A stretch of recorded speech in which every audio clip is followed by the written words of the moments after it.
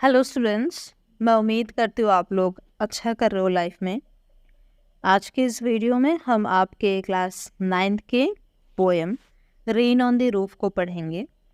तो नाम से पता चल रहा है कि रेन यानी बारिश या फिर वर्षा, आप जो भी कहें, और रूफ माने छत। तो ये जो बारिश है कहाँ गिर रही है? छत पर गिर रही है। और अब इस बारिश को गिरते हुए सुनकर कवि के मन में क्या क्या थॉट्स आ रहे हैं, क्या क्या ख्याल आ रहे हैं, वही सब इन्होंने इस कविता में लिखा है। बहुत ही अच्छे से, बहुत ही ढंग से इन्होंने लिखा है। बहुत ही खूबसूरत सी एक पोएम है। हम इसको पढ़ते हैं। ओके, तो शुरू करेंगे सबसे पहले स्टैंजा से। मैं पहले स्टैंजा को पढ़ूंगी, फिर इसके साथ जो भी टफ टफ वर्ड्स मुझे लगेंगे जिनके हिंदी मीनिंग बताना ज़रूरी है वो बताऊंगी, और फिर हम हिंदी मीनिंग समझेंगे। तो सबसे पहले कहते हैं, when the humid shadows hover. When the humid shadows, अरे इसको थोड़ा सा वो कर लेते, पतला कर लेते, अब सही। So when the humid shadows hover over all the starry spheres and the melancholy darkness gently weeps in rainy tears, what a bliss to press the pillow of a cottage chamber bed and lie listening to the patter of the soft rain overhead।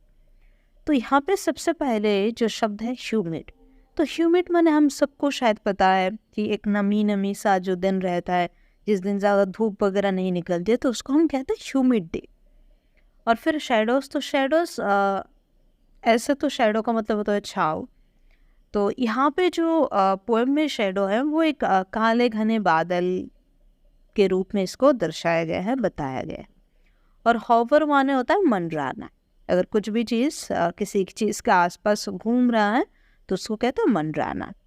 और over the स्टेरी spheres, तो स्टेरी spheres यहाँ पे जो तारे हैं, यानी overall हम अगर कहें तो आसमान को बोला जा रहा है। एंड द मेलानकोली, तो मेलानकोली का मतलब होता है बहुत ही उदास, दुख भरी, ऐसा कुछ है। और डार्कनेस माने अंधेरा, हम सबको पता है। जेंटली वीप्स, वीप्स माना होता है बह जाना। इन रेनी टीयर्स, टीयर्स माने आंसू। And what a bliss to press the pillow, तो ब्लिस माने होता है खुशी, बहुत ज़्यादा खुशी। प्रेस माने होता है दबाना। कॉटेज चैम्बर यानी छोटा सा घर अगर हम कहें तो वो है। और लिस्निंग टू द पैटर, पैटर माने जो टप टप वर्षा की आवाज़ होती है ना, टिप टिप बरसा पानी, तो वैसे की टिप टिप आवाज़। तो इस पूरे स्टैंजा का क्या मतलब बैठता है? When the humid shadows hover over the starry spheres, यानी वो नमी वाले, नमी नमी से काले बादल जब मंडराने लगते हैं ओवर द स्टेरी स्पेयर्स, यानी पूरे आसमान में। एंड द मेलानकोली डार्कनेस, और जो एक उदास भरी जो एक अंधेरा होता है।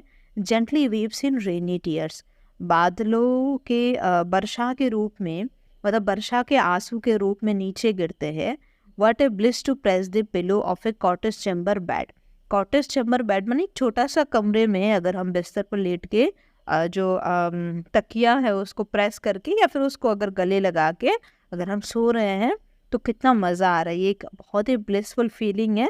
और साथ के साथ लाई लिसनिंग टू द पैटर, और वो बारिश की जो टिप टिप जो आवाज़ होती है of the soft rain overhead, और ऊपर से वो बारिश की टिप टिप आवाज़ जो है वो बहुत ही सुनने में मज़ेदार होता है। ये एक ब्लिसफुल फीलिंग है। ओके, तो मेरे ख्याल से पहला स्टैंजा सबको समझ आ गया होगा। अब चलते हैं दूसरे स्टैंजा की ओर।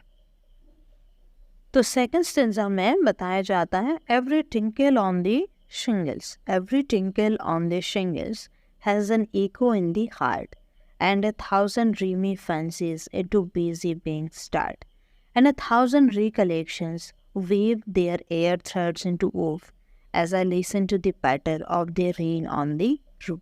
Okay, तो यहाँ पे टिंकल, टिंकल माने टन टन की आवाज़ होती है। टन टन टन टन आवाज़, जैसे मतलब एक होते हैं ना टिन के जो छत होते हैं उन पर अगर बारिश गिरती है तो टिन टिन टिन टिन आवाज़ होती है। और शिंगल्स, टिन के जो घर होते हैं, टीन से जिनका छन्नी किया जाता है, तो उसके ऊपर ना ऐसे लकड़ी लगाए रहता है, उसको कहते हैं shingles. Has an echo in the heart, तो हर एक जो टन टिन की आवाज़ होती है, जो बादल के गिरने के टन टिन की आवाज़ होती है, जो उस शिंगल्स पे यानी उस लकड़ी के टुकड़े पर पड़ता है, वो मेरे दिल में ऐसे गूंजती रहती। Has an echo in my heart, मतलब दिल में एक इको से होती है। इको माने गूंजना। जैसे अगर आप किसी का नाम एक बार लोगे तो जैसे आपने किसी को मान लो बुलाया, जैसे किसी का नाम है रोशनी, तो रोशनी रोशनी रोशनी रोशनी ऐसे करके आती है, तो गूंजना इसको कहते हैं echo. Okay, and 1,000 dreamy fancies into busy being start. और ऐसे हज़ारों ड्रीमी फैंसीज यानी कल्पना जो हमारे होते हैं ना, फैंटेसीज, वो क्या होते हैं, शुरू हो जाती है, स्टार्ट होने लगती है। कहाँ? And 1,000 recollections weave their airy threads into the woof. तो यहाँ पे एयर थ्रेड्स यानी क्या कहते हैं उसको, एयर थ्रेड्स का यहाँ पे जो मतलब है वो ये है कि an 1,000 recollections weave their airy threads into the woof. ये जैसे ऊल की जो बुनते हैं ना, जैसे स्वेटर बुनते हैं, मफलर बुनते हैं, तो ठीक इसी प्रकार जो पोएट है वो कहते हैं ऐसे 1,000 रिकलेक्शंस यानी ऐसे हज़ारों यादें जो है, ऐसा लगता है कि मेरे जो मन में है वो जैसे ऊल जो बुनते हैं उसकी तरह बुन रहे हैं। मतलब वो ऐसा कहने का मतलब है कि घूम रहे हैं मेरे दिमाग में, बस चल रहा है जैसे उस ऊल की तरह बुन रहे हैं ऐसे। As I listen to the patter of the rain upon the roof. जैसे कि जैसे जैसे मैं उस वर्षा की आवाज़ सुनता हूँ, वैसे वैसे ऐसे मतलब सौ नहीं, हज़ारों ऐसे कल्पनाएं, ऐसे फैंटेसीज, ऐसे रिकलेक्शंस माने होते हैं पुरानी यादें, जैसे लगता है मेरे दिमाग में घूमता रहता है, और ऐसे बहुत सारी कहानियाँ बुनता रहता है, कहानियाँ बुनती रहती हैं, जिस तरीके से उल में वो जो कहते हैं ना धागे जैसे बुनते रहते हैं ना, उसमें। ओके, तो अब हम चलते हैं हमारे लास्ट टेंसर की और लास्ट टेंसर में हम अभी देखते हैं क्या कहते हैं। ओके, तो शुरू करते हैं इसको। इसमें सबसे पहला जो चीज़ कहा गया है वो है कि now in memory comes my mother, कि अब जो है मेरे मन में कौन आते हैं, मेरी मम्मी आती हैं। As she used in years agone, agone माने होता है बीता हुआ, पास्ट जो चला गया है। तो अब कहते हैं अब मेरे मन में मेरी माँ की याद आ रही है, जब वो मतलब वो चीज़ें जो बीत गया है वही चीज़ें याद आ रही हैं। To regard the darling dreamers ere she left them till the dawn. अब कहते हैं कि मुझे उन चीज़ों को देखने में मज़ा आता है, उन चीज़ों को मैं सपनों में ऐसे देखता हूँ, ऐसे लगता है जिन चीज़ों को मेरी माँ क्या कर रही थी, मेरी माँ पीछे छोड़ के चली गई है, यानी अब उनकी माँ जो है रही नहीं है। ओके, तो ये एर मतलब होता है इससे पहले। ओके, तो अब कहते हैं O I feel her fond look on me as I listen to this refrain which is played upon the shingles by the patter of the rain।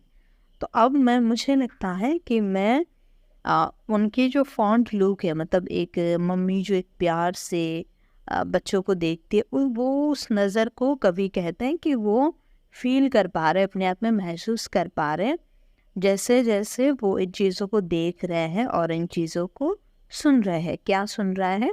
उस जो शिंगल्स हैं, शिंगल्स यानी जो लकड़ी का ऐसे टुकड़ा बांध के रखते हैं टीन के ऊपर, उस शिंगल्स पर जैसे जैसे वर्षा की पैटर होती है, टिप टिप की आवाज़ होती है, उससे उनको लगता है कि वो अपनी मम्मी के उस चेहरे को महसूस कर पा रही है। यहाँ पे as I listen to this refrain, तो रिफ्रेन माने लगातार किसी चीज़ को सुनना। जैसे किसी गाने में कोरस आता है ना, गाने के बीच बीच में लगातार वो बजता रहता है, जो चलता रहता है, तो उसी तरह। ओके, तो लास्ट टेंसर का मतलब है कि अब पोएट को उनकी मम्मी की याद आ रही है, और मम्मी अब नहीं रही हैं वो, और उनके गए हुए कई साल बीत गए हैं, और मम्मी के सपने उनको आते हैं, वो मम्मी के बारे में सोचते हैं, और जिस तरीके से वो शिंगल्स के ऊपर टिप टिप वर्षा की जो आवाज़ है उनको सुन रहे हैं, उनको महसूस कर रहे हैं, उनको लग रहा है कि उनकी मम्मी उनको प्यार से देख रहे हैं। वो अपने मम्मी की जो फॉन्ड लुक है वो अपने आप पर महसूस कर पा रहे हैं। So that's it. इसके जो पोएट हैं वो है कोट्स किन्नी, और मेरे ख्याल से आपको समझ आया होगा। So that is it. Thank you so much. आप हमारा टेलीग्राम ज्वाइन कर सकते हैं, जिसका लिंक आपको डिस्क्रिप्शन में मिल जाएगा, जिसका नाम है beloved community. Okay, so thank you so much.